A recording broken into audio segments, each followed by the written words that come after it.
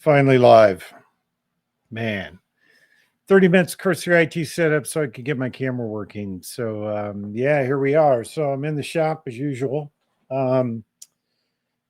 Interesting day. So the No Kings rally. I talked about this on the Substack live chat, which I'll do again tomorrow night. But what I figured out is, and what we saw graphically is, no matter how much they try and hype this No Kings rally, there's a lot of paid provocateurs there. There was a lot of paid actors there. There was a lot of people that were bussed in. There was a lot of, let's just say, media types and social media types that were brought in for it. They deployed as many assets as they could. But you still can't achieve, critical mass. Even with, let's just say it was 7 million people. I don't think it was that big, but let's just give them the benefit of the doubt. 7 million people out of 330 million. It's not even 1%, really. And that's assuming that they get 1% of the population. Still a pretty good turnout, but it doesn't give them critical mass to push the ball downfield, right? And all their rhetoric was all about civil war. It was about, removing Trump, Trump's a king, et cetera, et cetera. None of that landed anywhere with the public, because most of the people in the public looking at it like, yeah, whatever, right? We're over it. And by the way, disregard my camera, it's going to do its own thing. But they didn't have the critical mass to carry on and push it forward and create the type of events they wanted. Really what they tried to do is a show of force, and they're trying to motivate more people to come out, et cetera. I think what will have more critical mass for the left is Trump putting troops in all these cities. That is,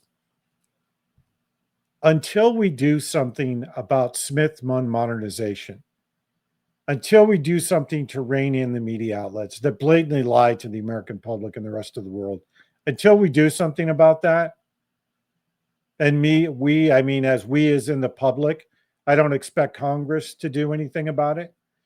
But until we do something about Smith-Munn to force media outlets to tell the truth and publish factual information, not a source, an unsighted source or an anonymous source, we have to get back to the point where they're reporting on factual things. And right now, they're completely out of control. And you can make the case either way. I think that there's probably 3 or 4 different reasons why we're not going to see any change there. I know why we haven't seen any change in the Patriot Act or any of the other subsequent removal of our civil liberties. It's because the powers that be don't want to give that up. They want the control. They want the ability to maintain the status quo. But if you watch the gold and silver markets right now, Bill Holter did a really good interview on YouTube last week.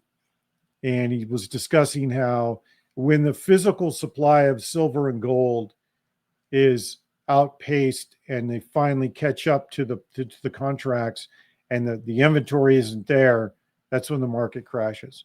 And we've seen gold surge to 4,000. I mean, it's doubled in cost. When I bought my first set of gold, it was at 1,600. And I bought silver at like 17. And now it's at 52. I think it's higher than that today. But the point I'm trying to make is we're seeing the system collapse regardless of all their efforts to try and maintain control. They may be able to rein in some of the markets, but everything's so heavily manipulated and controlled that I think to stave off the inevitable is a pipe dream. I think that the fact that we haven't seen any meaningful change in legislation. In fact, I'll just say that this Congress hasn't done anything. They've basically passed one bill and they've done nothing. And that one big bill, one big bloated, pile of hurl, is basically going to double our national debt. And they're doing nothing to control spending. They're doing that. So they're architecting the failure right now. And I believe they're architecting the failure so they can move to crypto and this control grid. And what's interesting to me is I know a lot of folks in tech, and when I talk to folks in tech, I literally have talked to guys in the last couple of days that they're excited to go to 100% crypto. I'm like, you don't realize the ramifications of that? I mean, we work in the industry. You know how susceptible everything is to manipulation. Yeah, it doesn't matter. I just like the idea of not having to carry cash. Okay. What it tells me is that we haven't got to the place where people are uncomfortable enough yet to start pushing back against what they're seeing. And I think that the balance between the two is going to hit when the system collapses under its own weight. I don't think that the system is going to be able to. I don't think we'll survive 26 and 27 with the current market environment. But with it so heavily manipulated, it's hard to say for sure exactly what that time frame looks like. But we've passed the culmination point, and now we're on the slow decline to the other side. And the other thing that was interesting about the No Kings protests is that the demographic, at least the demographic I saw, they tried to portray a lot of younger people, but predominant number of people that were out there were over 50, over 60. And, that's the other part of the critical mass is you need in order for some kind of revolution to be sustained and to turn it into a real movement, you need the younger generations. You need believers. You need people that are 100% bought in. And I think and I'm going to say it's started with the Biden administration, right? I think when the Biden administration was installed into office, and then the slow erosion of the economy, the installation of DEI, the installation of, basically a communist-centered government, you're seeing a lot of the younger generation just tune out from all of it. And I think it's interesting when I talk to folks under 35, how their viewpoint is they don't care about politics. They don't care about the national level. In fact, every day this shutdown goes on, we see just how irrelevant and how corrupt and how completely divorced from reality the political class has become. These people are so out of touch with their constituents. They don't even understand what day-to-day looks like for normal Americans. And they go out and they say the same bullshit talking points. They say the same narratives over and over and over.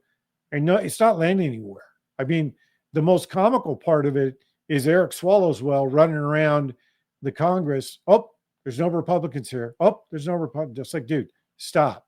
You're making yourself look dumber than you already are. Then we already know you are. And, Chuck Schumer's the same way. It shows you how out of touch they are. They're completely divorced from reality. They don't operate on the same plane of existence as Americans. That's why they can't identify with Americans, because they have no idea what an everyday person actually goes through to put food on the table. They have no idea. And because of that, every day that goes by, the public sees more and more. We don't need these people. These people don't represent us in the first place. And most of all, they're useless in the second place. And most of them are so corrupt and they're so addicted to power, Nancy Pelosi in particular, she literally cannot fathom that somebody would question her about the January 6th narrative. I mean, think about that. This woman architected, executed a coup. That's treason of the highest order. And nobody's put her in prison yet. And, every day that goes by, yet another judge is outed for corruption. Yet another prosecutor is outed for corruption. The system's not going to correct itself. That's why I say we passed the culmination point. Like the Roman Empire, we passed the culmination point, and now we're headed on the slow decline down to ground zero. And once the country hits rock bottom, then people might be uncomfortable enough to rise up and do something. I mean, I'm watching what's going on in New York. I'm watching what's going on in Minnesota and a lot of the blue states, and they're going full tilt communist. I mean, Washington State just passed a $9 billion tax bill, literally $9 billion. They're raising taxes again. And let me give you the perspective of where Washington is at. And Washington's not alone. They have raised property taxes in the city of Seattle to the point where icons that have been in downtown Seattle for generations vanished in the last 8 years, 10 years under Jay Inslee. Now you have Bob Ferguson, full tilt commie, and you have a Congress in Washington State completely filled with pedophiles, lowering the age of consent, lowering the age of communication with parents, meaning they're lowering the age at which kids have to communicate with their parents, and mainly teachers and counselors need to communicate with parents, and they're doing it all so they can groom kids. It's all in the open. Now they're using terms like minor attracted persons instead of pedophile. And there was a post on Twitter over the weekend.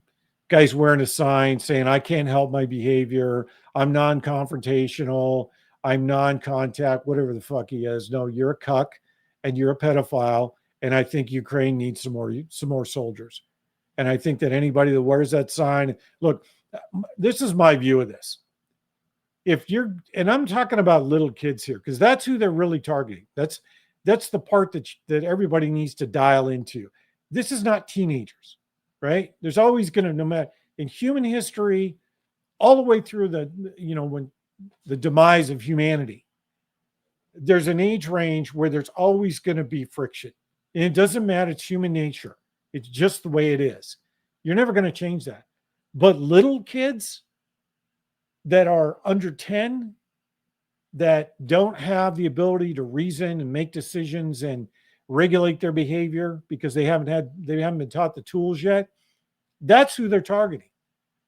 And I read another post, I think I forwarded it on my Twitter feed, that Ehud Barak was brutally torturing and making Virginia Guthrie beg for her life. And she looked at Epstein and said, "Please make him stop." And his response was, "It goes with the job." These people are fucking demons. These people need to be stopped.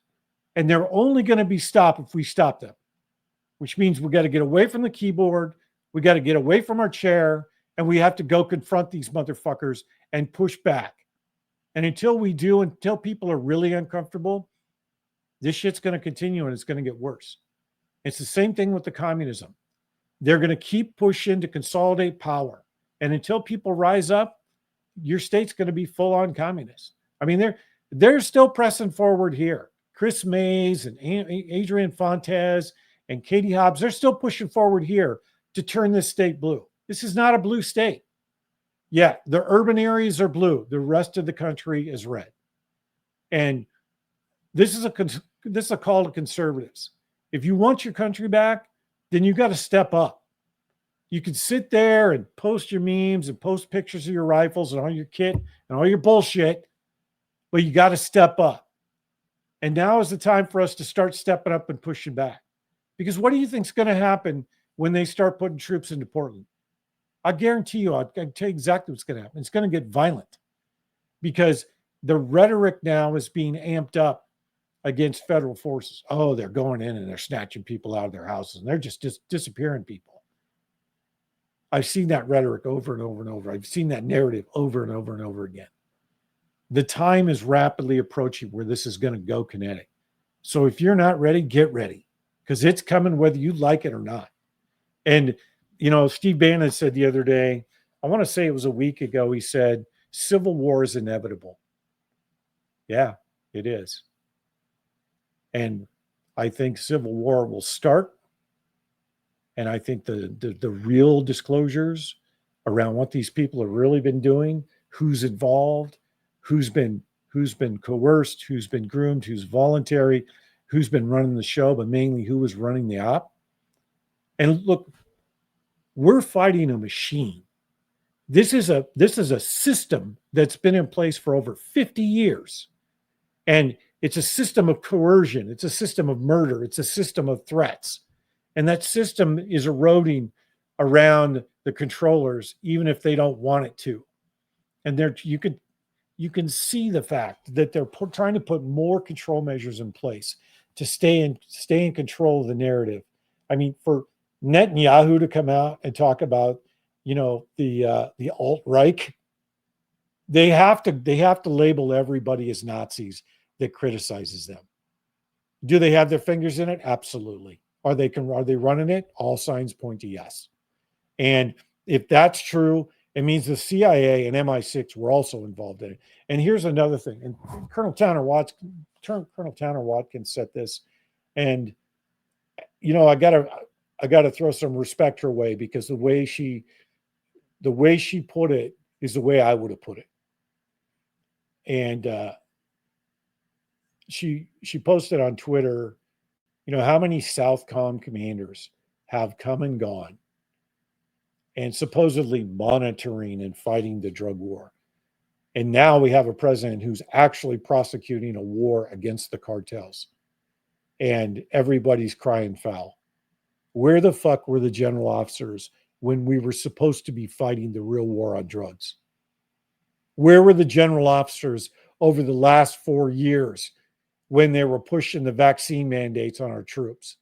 Where were the general officers when all of the blackmail operations were exposed? And I can tell you, they knew about it way back in 2009 and 2010 when I dropped the report on their desks. They knew it then. Where the fuck were they then? I can tell you where they were. They're all a bunch of feckless cowards. That's where they are. And that brings me to the other point. This 24-year Marine colonel that is suddenly outraged that Trump is pushing orders that are, not constitutional, and they're unlawful general orders. My answer to you is go fuck yourself. You fucking coward. You were in the military for 24 years. You waited till now and you drop this on the public like you're some kind of a war hero. Go fuck yourself. Those of us that were in the fight way back in 2008 when Obama came to town and sacrificed our careers to push back against the treason, you don't get a voice, motherfucker, because you sat there and pushed vaccine mandates. And more importantly, you're a Marine, which means you were sitting there while 13 Marines were killed in Afghanistan. So you can sit down and shut the fuck up. No one wants to hear you, liberal fuck. And that goes for the rest of you feckless cunts. Every one of you officers that was sitting there during the vaccine mandates, pushing soldiers out for saying no and denying their exemptions, every one of you should face a fucking firing squad. And I mean tomorrow. And you better be damn glad it's not up to me. Because if it was, I would have marched your ass out there on the beach at fucking down there at First Cast. And I would have shot all you on the goddamn beach. Bunch of fucking cowards. What kind of bullshit is that? You wait till the 11th hour and you come out with this fucking virtue signaling bullshit. My God. What a bunch of fucking cowards. And the worst part of that whole equation is that every news agency played it. Where was the coverage for Stu Scheller? Where was the coverage for Brad Miller? Where was the cover for Matt Lohmeyer? Where was that? Those guys all called it out while they were in uniform, gave up their careers to protect their soldiers, which is what you're supposed to do. And have they all been called back? No. Scheller and Lohman, they were brought into DOD to fix the promotion system. Okay, that's fair. Brad Miller, has he been compensated?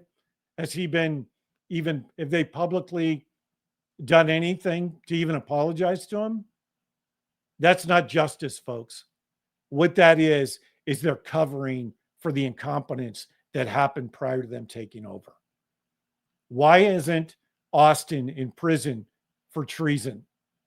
Why isn't the Joint Chiefs of Staff that was on duty when the Marines were killed in Afghanistan during the withdrawal? Why aren't they in prison? Why aren't they behind bars? Why is it that we're sitting here 2 years later and nobody's been held accountable? There's a very simple solution for that. You bring them back to active duty, and then you prosecute them under the UCMJ, the Uniform Code of Military Justice, for dereliction of duty, and then you send them to Gitmo. And you let them rot there for the rest of their lives. And you send a message to all the other general officers and colonels and light colonels that don't have a set of balls. And you say, get in line, do your fucking job, stand up, defend the Constitution, or fuck off. There is no in between. And to see this shit glorified drives me. If Smith-Mundt was actually repealed, you wouldn't see any of this shit. Because the news agencies and social media and people like me, we'd be held accountable for facts. And that's fine. That's the way it should be. But the fact that this 24-year colonel is suddenly gets a backbone and suddenly gets a moral compass, sorry, you don't get a pass, pal. And trust me, I worked with the Marines for an entire year. I was immersed in the Marine Corps. I can tell you unequivocally that the good officers stood up. A lot of them were just playing politics, playing the game, punching the ticket. But when it mattered, they all stood up. At least the ones I know. And most of them are out. And they stood up for their troops because it was the right thing to do. Not because it was convenient. Not because it would further their career. It was the right thing to do. And that's how you're supposed to operate as an officer, especially as a field grade. And if you ever want to make a star, there's politics involved in that, but you still have to have a backbone. You know, I look at Carter Ham. The guy gave up his career over Benghazi, wanted to send troops, and I worked for him in the desert. I can tell you, I'd follow that guy through the gates of hell because he did exactly what he was supposed to do. Hey, there's Americans on the ground there. We got a QRF. Like, we're going to send the quick reaction force. So this colonel doesn't have a leg to stand on. I'm sorry. You don't get to sit there and virtue signal.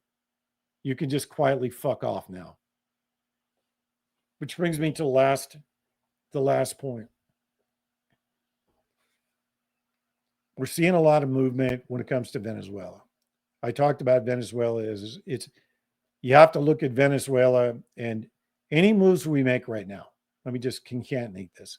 Any moves we make right now is about resources and strategic control. Let me say it again. It's about resources and strategic control. When we went to Iraq, it was about resources. It was about oil. It was about the petrodollar, currency.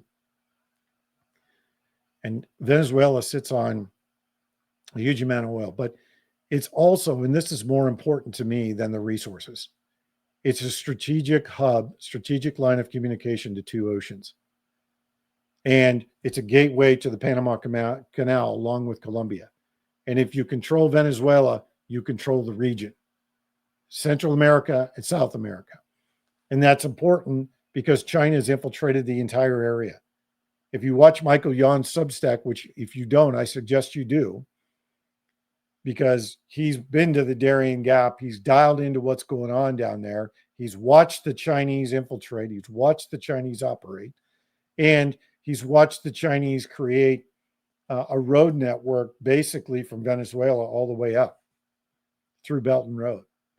So Venezuela it's a key hub strategically, not just from a resource and logistics perspective, but all roads lead back to resources and logistics. And as long as you're paying attention to what's in the country that we're targeting, then you'll understand why we're going after it. And it's not just about the cartels, which a cartel does run Venezuela and Colombia and Mexico and everywhere but El Salvador. The cartels have been very effective. But Trump is actually, and I'm not going to say Trump, the administration, the regime, whatever you want to call them, the renter in the White House. They've realized that China is an existential threat. And China is an existential threat. It's fine. It's great that somebody finally catches up. When people say China is not a threat, they're either naive, stupid, or misguided, because China has been a threat for over 2 decades. One of the reasons that I left the military was I raised so much noise about the Chinese breaking into our classified networks that I basically got pushed off to the side. And it was an existential threat back then. Now look at their jet technology. Look at their missile technology. More importantly, look at their ship technology and see where that's coming from. That's coming from us, because they stole basically all of the F-20, F-35 plans they could steal, all the F-22 plans they could steal. They stole almost everything on the F-16 and the F-15 that they could get their hands on. And if you're not familiar with how the Chinese work when it comes to cyber, they basically break the door down, make as much noise as they can, and they steal as much as they possibly can before they get kicked out. The Russians are more quiet. They turn the volume up on the way out. Same with the Israelis and the Czechs and the Poles. They all do the same thing. Quiet on the ingress, quiet on the egress, and then they turn up the volume to let you know they were there. Sometimes they don't even do that, especially the Russians. And to think that the Chinese haven't stolen a mountain of technology from us is just misguided and naive, because they have. They were stealing stuff wholesale when I was on active duty. I mean, wholesale, entire volumes. They were in our networks stealing, all kinds of classified information, operational stuff, and that's just the stuff from our networks. It's not the stuff that they were listening in on all of our classified traffic, that went across Russia into Tajikistan or Kazakhstan, or one of the stands that we were sitting in. All of our fiber lines went through Russia. What do you think Russia was doing with that? And if you don't know how the network side of it works, we do both satellite and we do satellite and wired communication. And satellite's a lot harder because it's encrypted point to point between the bird, and you sacrifice bandwidth and introduce latency for security. And some of the newer systems, some of the EHF band systems, and some of the higher tech band systems, they give you more throughput. But again, you're always limited because of the encryption. And anytime you introduce strong encryption across any network, there's always going to be latency. So in certain cases, when we go across satellite, we're fairly secure. It's when we go wired through countries and hit nodes and skip nodes, that's where people can break into the clean room or into the server room and throw a USB stick and then just start capturing all the traffic. And that's happened since my whole career. In fact, General Soriano at First Corps, his machine was compromised for 2 years by the Chinese and the Russians and a few others. 2 years. That means everything the guy did for 2 years was compromised. Now, take that all the way forward. This is back 2003, 2004. Take that all the way forward to now, and the technology they have now for listening, capturing, aggregating, etc. And you can see how it's very easy for all these different nation states to break into our networks and steal our technology. But the Chinese have done it ad nauseum, to the point where they've taken as much technology as they can. Because the one thing we have over the Chinese, that we've always had over the Chinese, is the ability to innovate. They can take a technology, throw a bunch of bodies at it, and figure out how to make it more efficient. But they can't innovate and create new technologies. They can take existing technologies and make them sing and dance, and take them to probably the edge of their expandability and their innovative capacity. But they can't create new tech. It's not something that they've been able to do yet, but they're getting better at it. But again, it's one of those deals that we haven't considered China as a threat for the last 2 decades, and now finally it's dawned on people that they're a threat. And The other part of the threat, which needs to be addressed, is how many politicians, how many business owners, how many state and local officials, how many federal officials have been compromised by the Chinese and are actively working for the Chinese. That problem hasn't been addressed yet. That's called treason and spying, and we need to be very harsh on those people. And I know there's a lot of them. Governor of California he had what, 4-5 deals with the Chinese for PPE, sent 500 and some million dollars to China during the pandemic. Yeah, China's heavily infiltrated into our country. And we have to push them out, as well as the Muslim extremes that have been brought in by the left. Remember, the left has made these marriages of convenience with the communists and with the Muslim extremists because they want to be able to push their agenda and stay in power. They don't realize, again, naive and stupid, is that eventually the tables are going to turn and they're going to be thrown out of power. And then it really will be a communist state controlled by the Chinese. We have to prevent that from happening. And I think finally the people in power have figured out that we have an existential threat. And it's not from Russia, it's from China. And the Belt and Road Initiative and everything else. Go, if you haven't done any research on Belt and Road, I think you should. Because Belt and Road has been on China's economic coercion across the planet to push through every bit of their agenda and take over resources in almost every country on the planet. That's an existential threat for us because they control all the strategic minerals. They control access to strategic minerals. They control water rights. They control farming. They control food production. They control everything related to the supply chain and food. And a lot of it, they own almost 60 or 70% of it here in the US. You probably didn't realize that. Most of it's been sold off or burned to the ground. Remember all those food production facilities that burned to the ground over the last 5 years? You think that was by chance? No, it was so they can consolidate power. And oh, by the way, let me remind you that the FDA under Biden made specific rules and agreements so they could champion meat products and alternative meat products that were created by China. Tell me that's not treason. So China is very much an existential threat. And if we remove them from Venezuela, we remove them from Colombia, we remove them from Brazil, we remove them from Chile and Peru, then we can control the region. But most importantly, we need to extract them from the Panama Canal, from Panama in total, and retake the area and more importantly, reoccupy the area. I would gladly move to Panama to reoccupy that area and run part of the base down there just to make sure that we had control of the canal. And we'll see where that goes in the next several weeks. But all intents and purposes, we're pushing for a regime change in the area. But all the show of force, all of the messaging, the boats being blown up, that's all a demonstration for both Russia and China.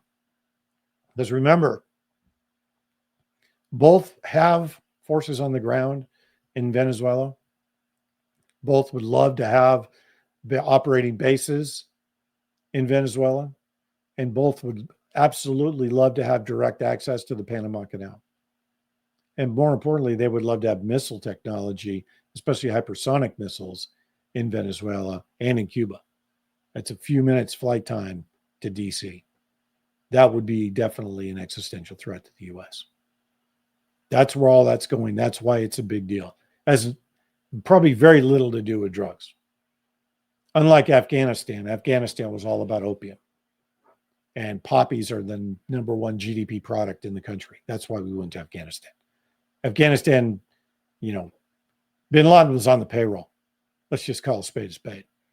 He was put in Afghanistan to justify the invasion of Afghanistan, which really the whole point of Afghanistan was to set up a drug trade so that the pharmaceuticals wouldn't have to pay high prices for opium and they could continue to make billions and billions of dollars, with the drug trade here, bringing opium here, as well as the prescription opioids that all of us get.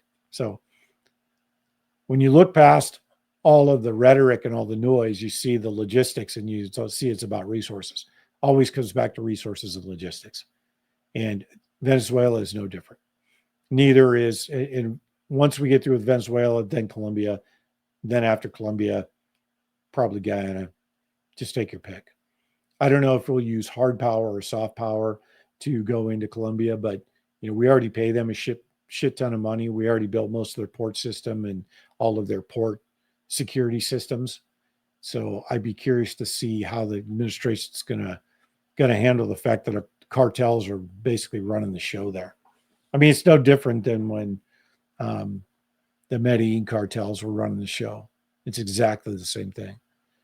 Again, all created by the Central Intelligence Agency so they could fund all their black programs.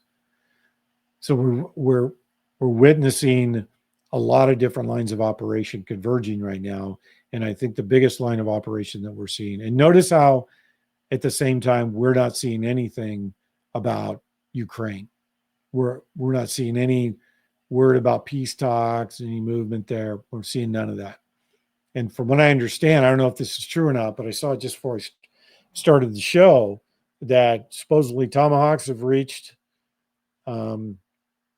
Ukraine. If that's true, then Scott's analysis on the roundtable is correct, and that is you basically just drop missiles on monkeys. You have to drop the whole support staff on Ukraine in order to operate those weapon systems. And let me tell you how that works. So any missile that you're going to launch anywhere, especially a self-guided missile, you have to tell it, number one, you have to calibrate it, tell it where it's at. This is where you are on the planet. Then you have to tell it, this is where you're going. And then this is how you're getting there. And these are the options you have if there's obstacles or radar, says there's an obstacle in your way or there's jamming, here's your alternative path. You have to give it all this information, all of this ephemeral data to tell it which way it's supposed to go. And for an ICBM, it's pretty easy. You're right here, you're going to go up there, and you're going to release all your shit right here, and it's going to hit right there. End of story. It's a little simpler. For a Tomahawk, you have to give it all that information, plus altitude, plus fuel, plus flight time, et cetera. And it does all the calculations as it's flying and does adjustments as it's flying. There's a lot of planning. It takes hours and hours to prep missions and plan missions and program missions into the missiles before they go anywhere. So the point is, you don't just send those over there and say, here you go, good luck. You have to send an entire staff over of Americans that are cleared that can operate the weapon system to put it on target and where it needs to go. And I don't see the point of doing that. But again, I'm not in charge, so it is what it is. So we'll see what comes out of that. If there's going to be an escalation, that would probably do it. Because from Putin's perspective, you see a TLAM coming in. You don't know if it's nuclear. You don't know if it's biological. And you don't know if it's conventional. All you see is a blip. It's coming in at a certain speed. You've got a signature that tells you what that is. And you have to respond accordingly. If it was me, a normal, rational person, I would look at that and go, it's a nuke. We have to assume it's a nuke because it's capable of nuclear, biological, and chemical. And it can deliver all of those warheads with pinpoint accuracy. So I have to assume it's a nuke and prepare to respond in accordance. And if I'm taken out, I have to have a fail-safe in place that will respond regardless of what happens to me. That's the danger in putting Tomahawks on the ground in Ukraine. And oh, by the way, you give the Russians and the British and the Europeans more fodder to fight over, they're going to fight over it. And if the goal is peace, this is not the way to achieve it. The way to achieve it is to cut off arms to the Ukrainians, who have lost, I think, 2 million people, and force them to the peace table. Take away their ability to fight. That's not helping Russia. That's ending the war. And that's extracting the U.S. out of a conflict we should have never been in. but we'll see where that goes. Couple of closing thoughts here. The roundtable on Thursday, not sure we're going to have it. A couple of guys are traveling, yeah, a couple of guys traveling. Somebody one's sick. Not sure the others will be able to make it. More to follow on that. If we don't do the roundtable on Thursday, I'll be back and do a sit rep. I'll do a live feed tomorrow at 4:00 Pacific time on the Path Forward Substack. So look for me on Substack. Otherwise, I'll let you know tomorrow. Look for on Telegram, on my X feed, and on the Path Forward on Substack for the roundtable. We'll let you know if we're going to have it this week. Until then, God bless everyone. One team, one fight.